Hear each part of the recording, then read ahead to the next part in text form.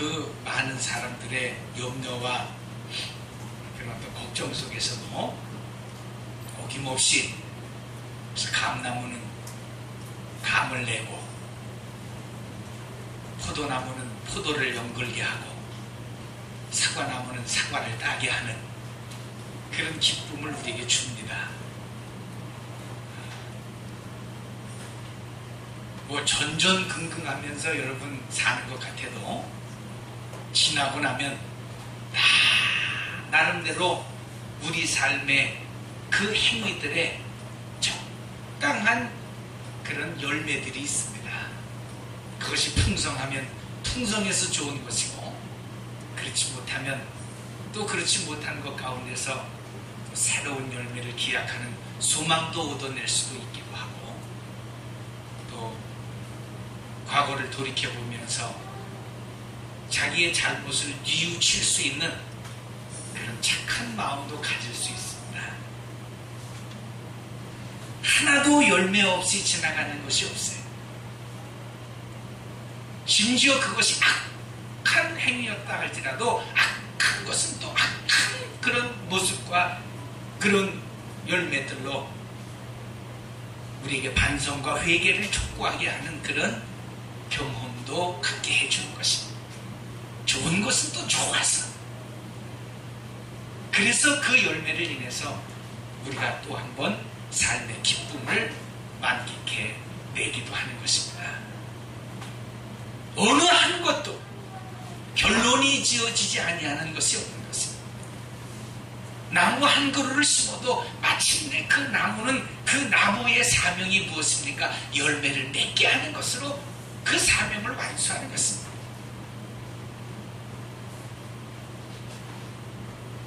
사람이 먹을 수 없어서 짐승이나 개가 따먹을 수밖에 없는 그런 아주 땡감 열매를 맺게 하더라도 어쨌든 나무는 마침내 그것을 맺게 하고서야 자기 사명을 끝내는 것입니다.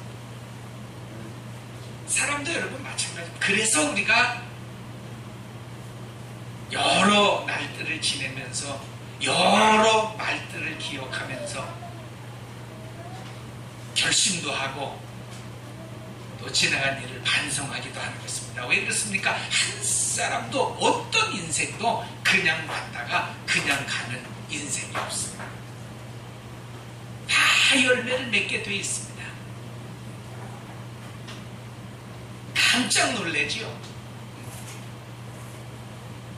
요한계시록 21장에 있는 말씀 보니 하나님께서 이미 성경에 말씀하시기를 내가 각 사람이 행한 대로 갚아주리라는 것입니다. 어떻게 삶을 살아야 되겠느냐? 하나님께서 네가 산 모습의 삶, 그 행위 그대로 내가 갚아주겠다는 것입니다. 낙심할 것도 없지만 그렇다고 교만할 수도 없는 그런 중요한 하나님의 그 마음이 그 속에 담겨져 있습니다. 막 살지 말아라. 믿음을 가지고 하나님을 영화롭게 해드리면서 감사히 살아라 라고 주님이 말씀도 하시지만, 그러나 그렇다고 해서 또 교만하지도 말라는 말인 것입니다. 조금 잘 됐다고 해서, 조금 무엇인가 좀 됐다고 해서 누구든지 스스로 손줄로 생각하는 자가 있느냐? 넘어질까 조심하는 것입니다. 조금 속된 표현이긴 합니다만 우리말에 골골 팔습이라 그런 말이 있어요. 늘 자기가 부족한 줄 알고 늘 자기 몸이 그저 송치 아니한 곳이 있는 줄 알고 그저 겸손하게 그것을 고쳐가면서 그저 착하게 그저 자기를 관리하는 사람이 장수한다는 얘기인 것입니다. 나는 아픈 데가 없어. 거기서 끝이 나면 괜찮은데 사람은 그렇게 되면 교만해지는 것입니다. 막 사는 것입니다. 여러분, 사람이 얼마나 어리석으냐면요, 저도 보통 많이 먹지는 않는데 주로 그 먹는 것이 집중되는 시간이 저녁 시간이에요. 이상하게 저녁 식사를 끝내면은 계속 무엇인가가 자꾸 식욕이 당겨지는데, 자신한 게 무엇이냐면 밤에 잘 때 12시까지 먹어도 배가 안 아프고 잠을 잤어요. 그래서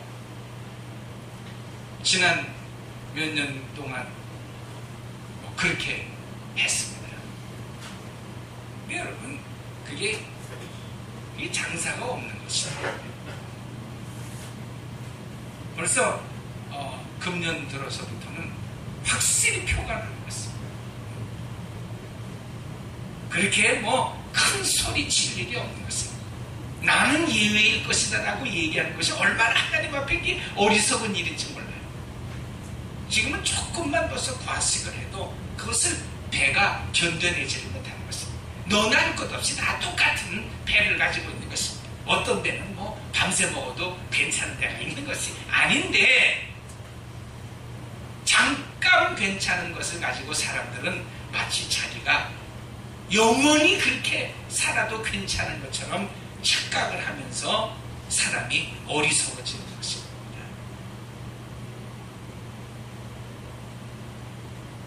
어느 삶도 마침내 무슨 열매를 맺든지 맺어진다.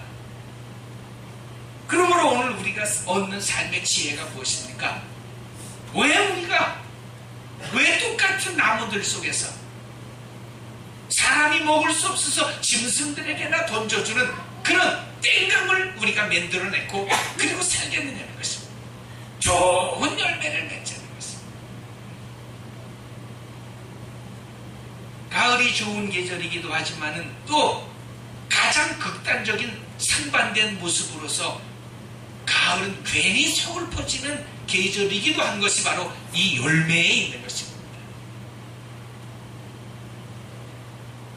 이미 해는 구름에 가리웠고 또 혹시 달이 떠서 그 달빛은 이미 초생달로 변하여 그 빛이 연하여질지라도 본래 하나님께서 축복하신 그 과실의 윤기라고 하는 것은요, 계절에 상관없이 때에 관계없이 발광체가 얼마나 비춰주느냐 하는 것에 상관없이 묘한 그 기름기를 내는 것입니다. 그것이 사람을 행복하게 하는 것입니다. 그것이 사람을 기쁘게 하는 것입니다.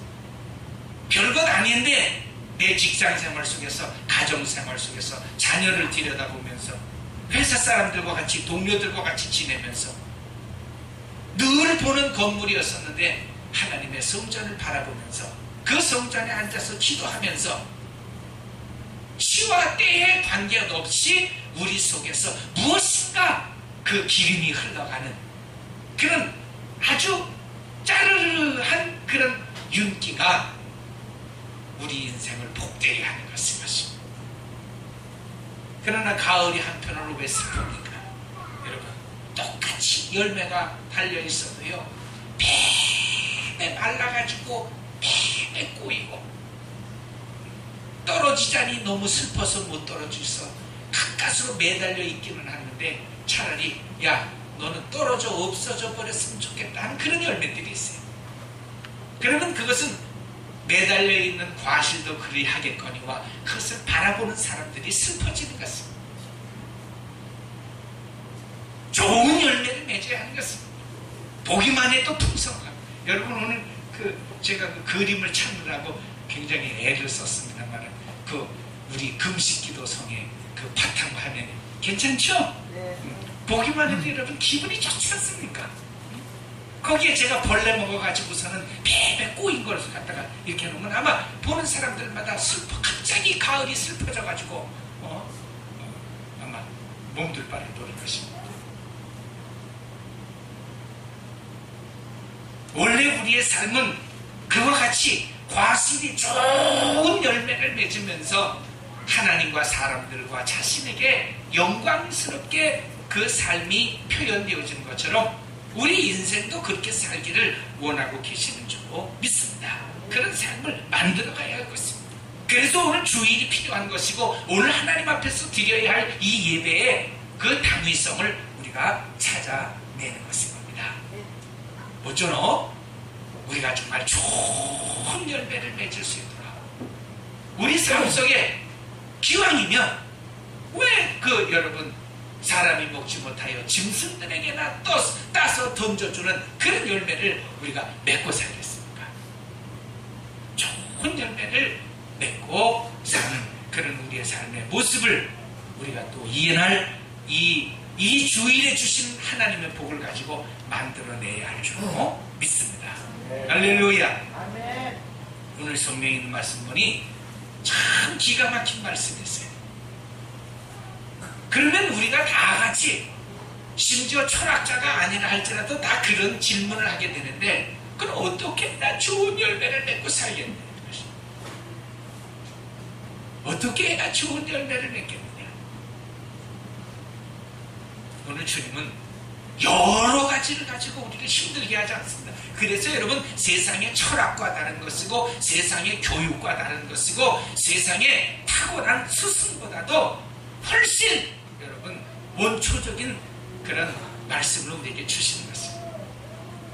가뜩이나 우리 삶에 힘들어서 고달파서 어려워하고 있는 이런 때에 우리를 부시하시는 그런 말씀을 주지 않습니다.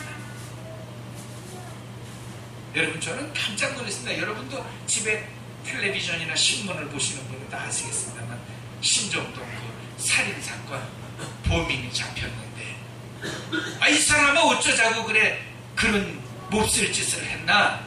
그렇게 수사관이 물어보니까 하는 말이 놀이터에서 놀다가 너무 행복한 소리가 들려서 여러분 그 참 이상하지 않습니까? 그래서 온 집안이 모여서 깔깔거리면서 웃으면서 너무 행복하게 사는데 그것이 그만 마음을 염장을 지르게 해서 그래서 자기도 모르는 사이에 내가 저렇게 행복한 집은 좀 무너뜨려야 되겠다. 마귀적인 생각을 가지고 가서 그런 살인을 저질렀더니 아무 연고도 없습니다. 범죄에 인과가 없습니다. 원인을 주고 결과를 주는 그런 끈끈한 연이 없어요. 그냥 놀이터에서 술 먹고 비몽사몽간에 있다가 너무 행복하게 사는 모습. 여러분 어떻게 그 삶이 그렇게 되어질 수 있겠습니까? 그래 많은 사람들이 막 야단을 하죠. 저 사람 학교를 제대로 다닌 사람이냐? 부모님 앞에서 부모님 수라에서 사랑을 받고 산 사람. 원래 여러분 신문이라고 하는 것은 사실 신문도 그렇고 텔레비전의 그 뉴스 보도도 그렇고 사실은 단순한 팩트 사실만 전해야 돼요. 사실만 전해야 되는데 요즘 신문은 엄격한 의미에서 보면 신문이 아니에요. 왜냐면 거기에 사설이 들어가 있어요. 자기 나름대로 다 평가해서 기사를 쓴단 말이에요. 기사라고 하는 것은 그냥 어떤 팩트가 있었다. 이것을 그저 내가 표현한다. 이렇게 소개한다. 이렇게 돼야 이게 사실은 기사가 되는 것이에요. 그래, 여러분 사람이 재미있게 읽으라고 저기다 자꾸 살을 붙이는 거예요.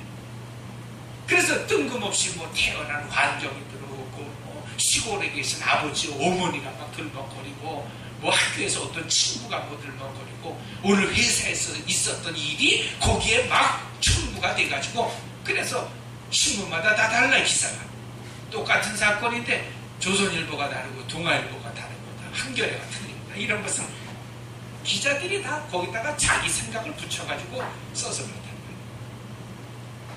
거예요. 그러나 여러분 오늘 하나님의 말씀에 의지해 보니까 못 배워서요. 그런 것도 사실 아닙니다. 이 세상에 못 배운 사람으로 따지면 우리는 어디다가 여러분 대접을 하겠습니까? 잘 살고 못 사는 게 문제가 아니고 많이 배우고 못 배운 것이 문제가 아니더라는 말인 것입니다. 그 사람의 심기를 움직여가는 그 악한 영이 마귀가 그걸 순간에 사용해버리는 것입니다. 여기에 여러분 상아탑에 최고의 학문이 있는 사람도 넘어가는 것이고 못 배우고 무식한 사람도 거기에 다 넘어가는 것입니다. 그래서 대표적으로 주님이 우리에게 주시는 말씀이 어떻게 하면 사람이 열매를 맺으면서 자기 삶을 복되게 살아갈 수 있겠느냐. 주님은 딱 한 말씀만 하십니다. 내게 붙어 있으라는 것입니다. 내게 붙어 있으라는 것입니다.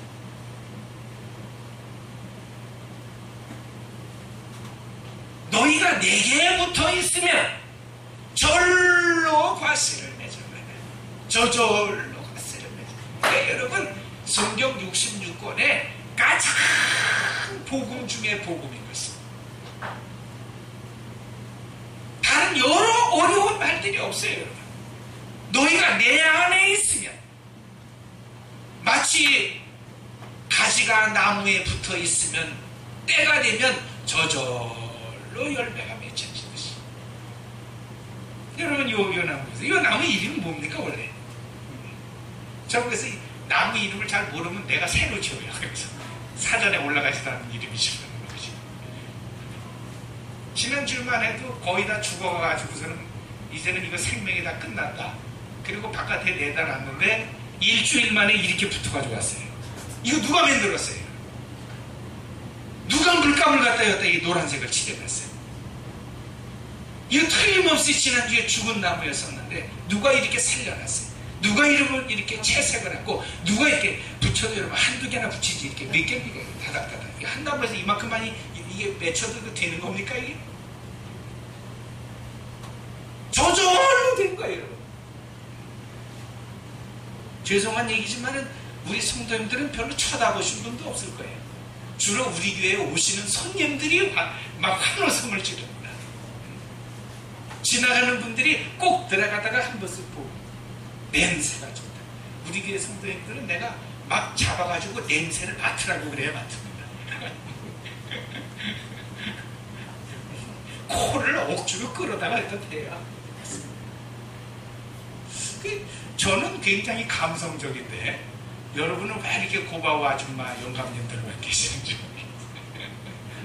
어쨌든 웃으시라고 이런 말씀이고 누가 이렇게 하세요 누가? 다 죽은 나무가 여러분 이렇게 많이 매달리고 되는 겁니까? 하나님이 하시는 것입니다. 참 신기한 얘기인 것입니다. 누가 여러분 어떤 사람이 이렇게 만들어낸 일이에요? 너희 인생이 마찬가지라는 것입니다. 너희가 내 안에 있으면 내 말이 너희 안에 거하면 너희가 절로 과실을 맺어지나니 이 세상에 내가 행한 일보다도 너희는 더 큰 일을 행하면서 큰 열매를 맺으면서 살게 되리라는 것입니다. 할렐루야. 그래서 주님이 말씀을 하시는 것입니다. 내 안에 있으라는 것입니다. 내 안에 있다는 말이 무슨 말입니까? 하나님 앞에 예배하는 자의 모습의 삶인 것입니다. 그래서 예배만 잘 드리면 되는 것입니다. 하나님 안에 있다라고 하는 말이 무슨 말입니까? 범사에 하나님 앞에 예배하는 삶의 모습인 것입니다. 예배자의 이불수를 통해서는 항상 그래서 말씀이 나오고 항상 기도가 있고 항상 찬송이 있는 것이고 항상 아버지의 말을 가서 증거하는 그런 것이 있는 것입니다.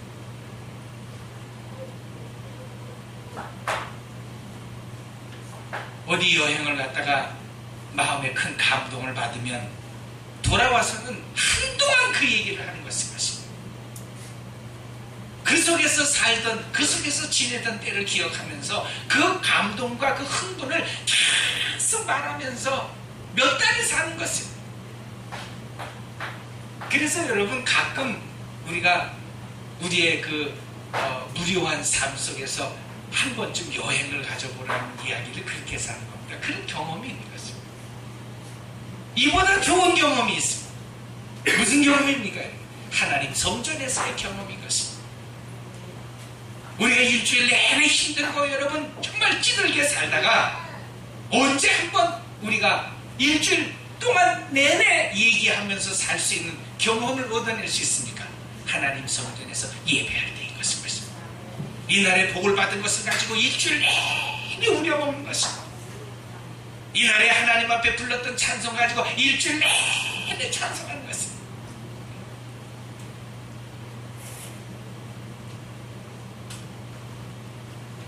오늘 여러분 한번 은혜를 받도록 찬송을 한번 불러보세요. 여러분 일주일 갑니다. 할렐루야. 그 일주일 갑니다. 여러분 어서 쓸데없이 이상한 노래 불러보세요. 그거 일주일 갑니다. 계속 가는 거예요.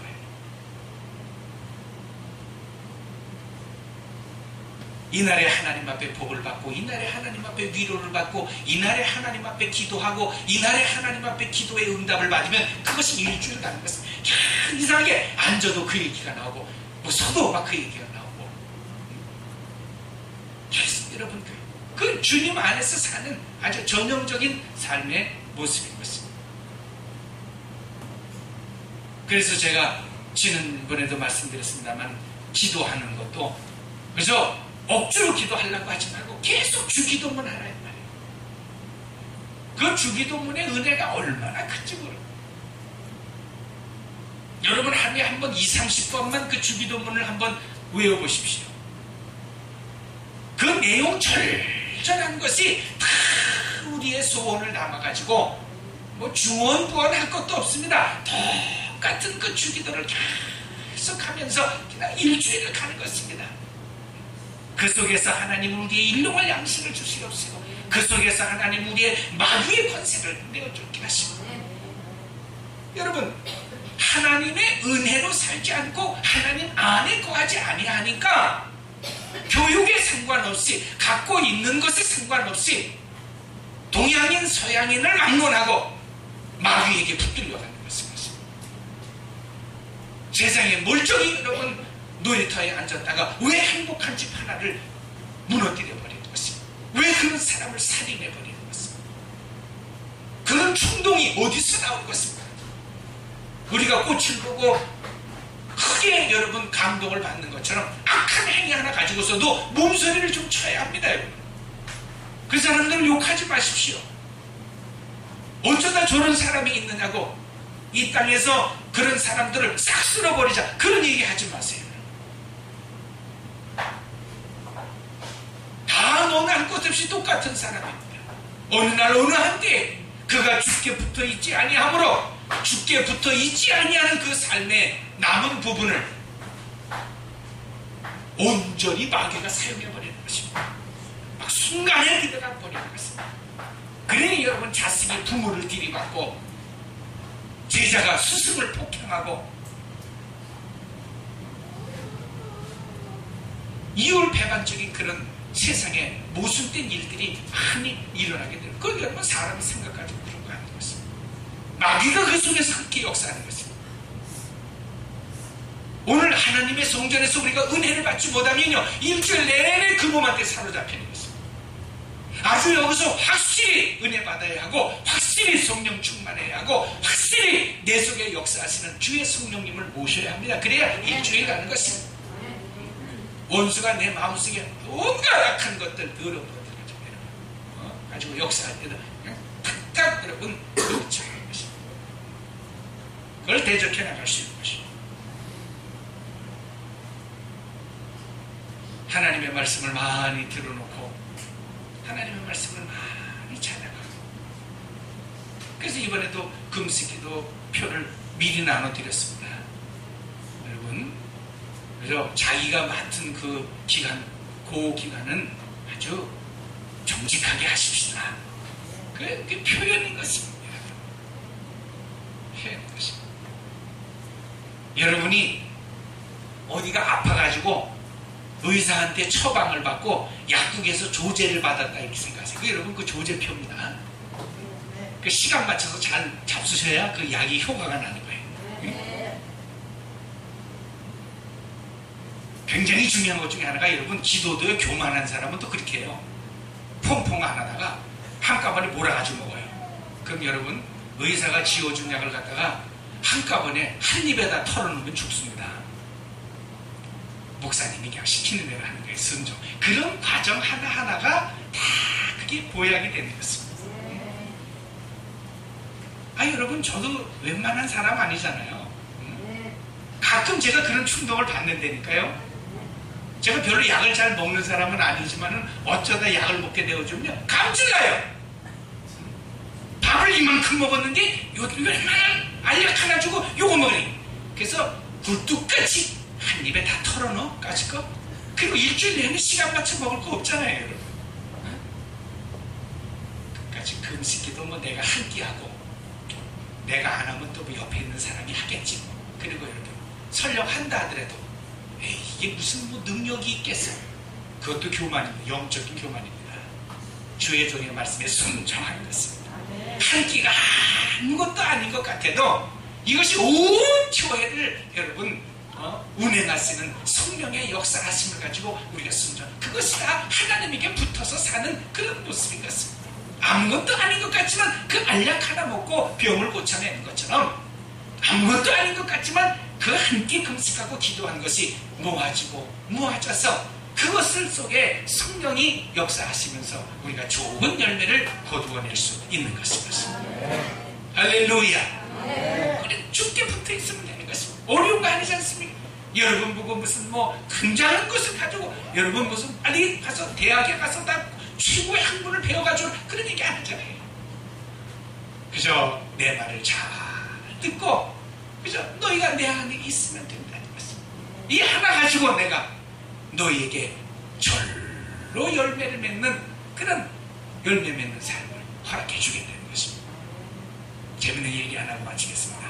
미국에서 유명한 락 가수 중에 엘비스 프레슬리가 있어요.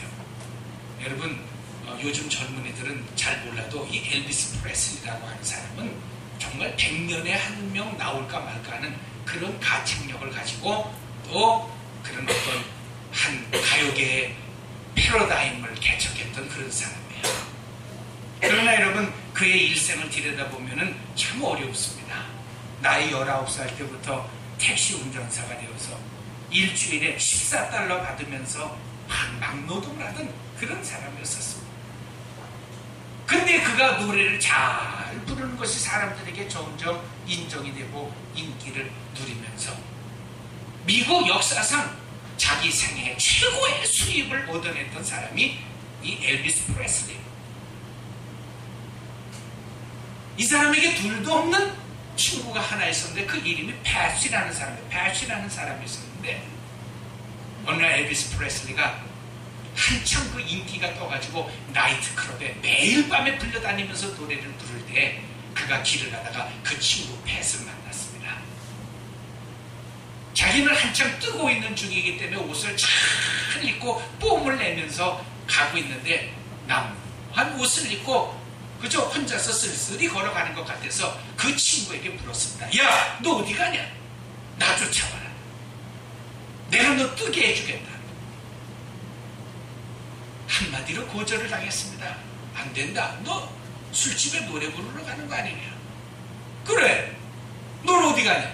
나는 교회 성가대 연습하러 간다 그랬어.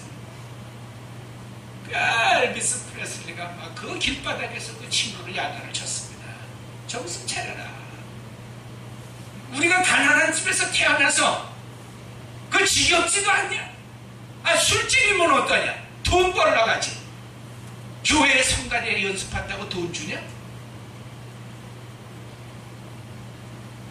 그러나 팻은 그것을 거절하고 나는 그러나 돈은 못 벌어도 하나님을 기쁘시게 주일 예배를 준비하기 위해서 나는 성가대 연습을 하러 간다. 찬양을 부르러 간다 그랬어요. 엘비스 프레슬리는 정말 하늘 높은 줄 모르고 그가 컸습니다. 자, 그것까지는 뭐 다 얘기를 안 한다 하더라도 그러나 그가 그렇게 굉장히 사는 것 같더랬는데 엘비스 프레슬리의 명언이 많아요. 그가 한 말 중에서 말이 여러 가지 말이 많은데 유명한 말 중에 하나가 무슨 말을 했냐면 만일 누가 나를 딱 하루만 내 마음을 좀 평안하게 해줄 수 있다면 내가 $100만 주겠다. 한 사람도 여러분 돈을 훨씬 많이 가지고 계셔서 놀라시는 분이 없는데 딱 하루만 나를 평안하게 해준 내 마음을 좀 평안하게 해준데 $100만 주겠다 그러다가 42살에 자살했어요. 여러분 놀라지 마십시오. 그가 죽어서 멤피스라고 하는 그 공동묘지, 그 퍼블릭 세메트리에 그가 묻혔을 때 전 세계에서 공수되어서 날라온 꽃다발이 500만 톤이었습니다. 역시 하나도 안 놀랐네. 그걸 덤프트럭으로 몇 달을 치웠다는 것입니다. 총소부가 몇 달을 치웠습니다. 말이 500만 톤이지? 상상도 안 갈 거예요. 그러나 그때쯤 이미 팻은 찬양 복음성가로 유명해져서 전국 교회를 다니면서 복음성가를 가지고, 물론 엘비스 프레슬리처럼 그렇게 500만 다발의 꽃이나 무슨 주급 무슨 수백만 달러의 그런 수입은 없었지만은 일생을 행복하게 살면서 노래를 부르면서 찬양을 하면서 그가 부르고 작사했던 그런 찬양이 오늘 우리에게까지도 전해지고 있는 것입니다. 누가 애를 써서 되는 것이 아닌 것입니다. 많이 교육을 받아서 되는 것 아닙니다. 주일에 이날에 와서 복을 받기를 원하고, 이날에 와서 은혜 받기를 원하고, 이날에 위로 받기를 원하고, 이날에 와서 기도하고, 이날에 와서 성령 충만해야 그것 가지고 여러분 우리가 일주일 사는 것입니다. 안 그러면요 여러분 멀쩡히 앉아있다가 사람을 죽이는 것입니다. 잘 나가다가 그냥 막 엉뚱한 길로 빠져버리는 것입니다. 그러나 주의 성령께서 우리를 눈동자와 같이 지켜주셔서, 그래서 예수 안에 있기를 소원합니다. 그래서 가만히 있다. 바깥에 나갔다가 이제 일주일 만에 들어오면 이렇게 되는 것입니다. 지나고 나면 다 하나님이 너무너무 풍성하고 달빛을 받지 않고 햇빛을 쬐이지 아니하여도 그 흘러내리는 그 기름기가 정말 윤택하도록 우리 하나님께서 복을 내려주신 것입니다. 기도하십시오. 거룩하신 우리 아버지 하나님, 은혜를 감사합니다. 하나님께서 오늘도 우리에게 귀한 말씀